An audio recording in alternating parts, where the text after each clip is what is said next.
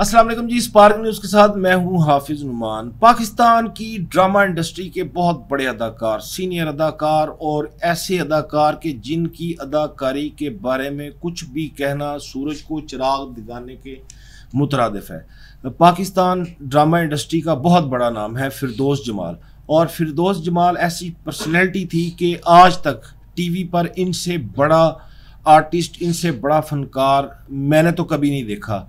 यानी ड्रामा में जब ये फुल भरपूर जवान थे और उस वक़्त इन्होंने इस कदर अच्छे अच्छे किरदार अदा किए और वर्सटाइल अदाकारी दिखाई इन्होंने। बेसिकली ये पेशावर से बिलोंग करते थे, फिर वहाँ पे इनके साथ कुछ छोटा मोटा मिसहैप हुआ और वहाँ से फिर ये शिफ्ट कर गए लाहौर में, और फिर इनका जो कैरियर था वो लाहौर में ही अपने अरूज पर पहुँचा।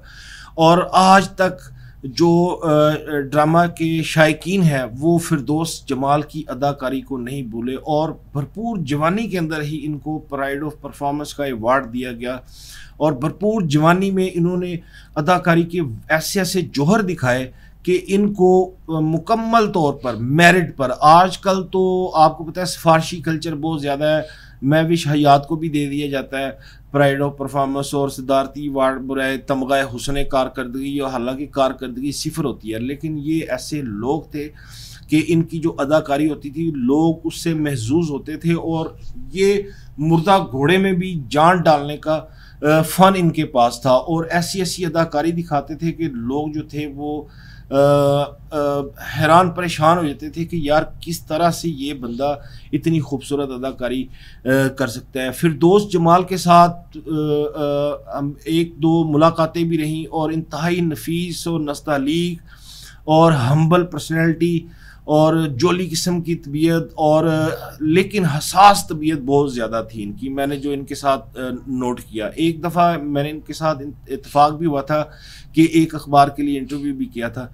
इंतहाई मुअज़्ज़ज़ शख्सियत हैं। मैं इनके बारे में, मेरा जो इमेज था वो बहुत बड़ा था, और मैं हमेशा से इनको बहुत ज़्यादा पसंद भी करता हूँ।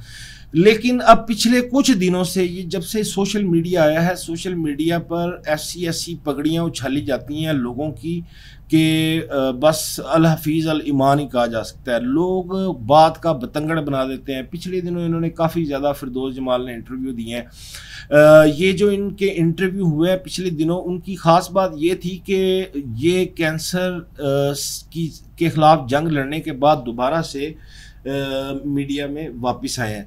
2 साल पहले मुझे याद है कि जब इनको कैंसर हुआ था तो उस वक्त इन्होंने अपनी एक वीडियो बनाई थी, और फिर उस वक्त नोटिस भी लिया गया था और इनके इलाज की मुकम्मल यकीन दहानी भी कराई गई थी, और फिर इनका इलाज करवाया भी गया था।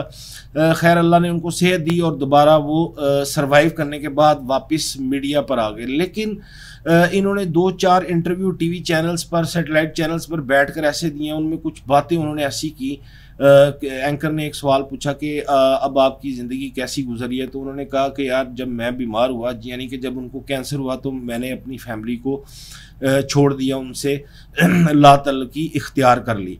और ये इस कदर मीडिया पर सनसनी फैल गई। उनके जो देखने वाले थे, उनको पसंद करने वाले, उनके मदाह जो थे, उनमें बड़ी एक सनसनी फैली कि किस तरह से इनकी फैमिली ने इनको छोड़ने दिया और क्यों छोड़ने दिया।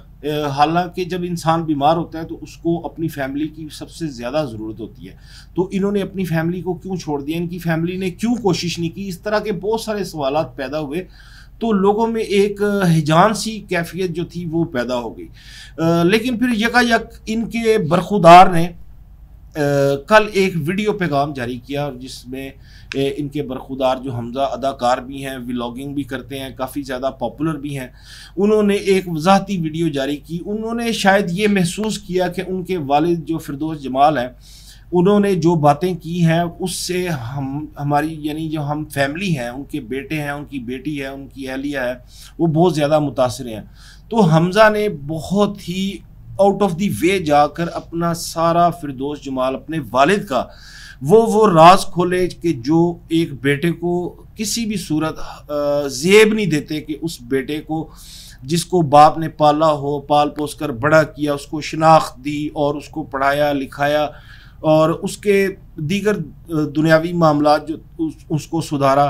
तो बेटे के मुंह से ऐसी बातें सुनकर यकीन कीजिए कि मैं बहुत ज़्यादा गमगीन हुआ।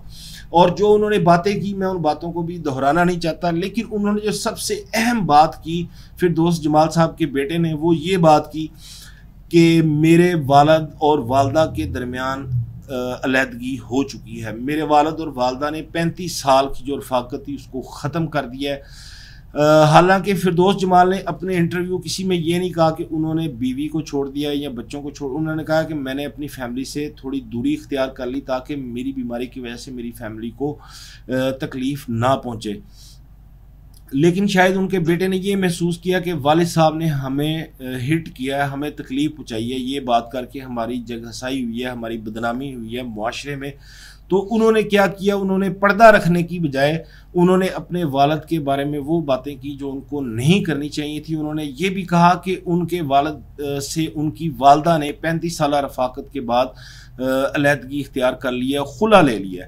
और बड़ा ही अफसोसनाक, एक बाप और बेटे को सोशल मीडिया की वजह से आमने और सामने आ गए, और फिरदौस जमाल की जो इज़्ज़त और वक़ार और जो उनका मुकाम था उसको बहुत बड़ा धचका पहुंचा है। और ये धचका अगर उनका साहबजादा हमजा खामोश रहता तो शायद इतना बड़ा नुकसान ना पहुंचता। लेकिन बेटे ने बाप का जो राज था, जो घर की बात थी, वो घर के बेदी लंगा डाए वाले हिसाब हुआ और उसके मज़दाक हुआ। उन्होंने ऐसा करके बहुत बड़ा जुल्म किया अपने वालिद के साथ और ख़ुद के साथ भी बहुत बड़ा जुल्म किया। लेकिन आज एक वजाहती वीडियो जो है फिरदौस जमाल साहब की तरफ से भी एक टिकटॉक चैनल पे जारी हुई है, जिसमें उन्होंने कहा कि यार मैं एक पोते का दादा बन चुका हूँ और मैंने अपनी बीवी से ना तो अलहदगी इख्तियार